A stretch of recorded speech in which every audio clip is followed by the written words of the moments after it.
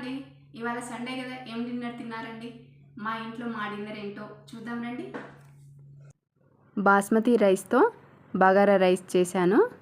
అలాగే chicken gravy curry చేశానండి. ఒకవేళ చికెన్లో కేవలం ఒక లెగ్ పీస్ మాత్రమే వస్తే, ఇంట్లో ఇద్దరు పిల్లలు ఉంటే లెగ్ పీస్ కోసం కొట్లాడతారు కదండి. అది ప్రతి ఇంట్లో జరుగుతుంది. మీ ఇంట్లో కూడా జరుగుతుందా? జరిగితే కామెంట్లో షేర్ చేయండి. నేనైతే తినేస్తున్నానండి. ఈరోజు సండే రోజు మీరేం తిన్నారు డిన్నర్లో అనేది కూడా కామెంట్లో చెప్పండి. మీలో ఎంతమందికి bagara rice with chicken gravy curry ఇష్టమో కామెంట్లో షేర్ చేయండి. నచ్చితే లైక్ చేయండి. అలాగే మన ఛానల్ని సబ్స్క్రైబ్ చేయండి.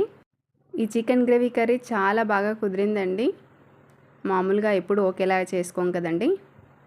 ఇది అండి ఇవాల్టి మినీ వ్లాగ్. నచ్చిందా లేదా చెప్పండి. Thank you for watching.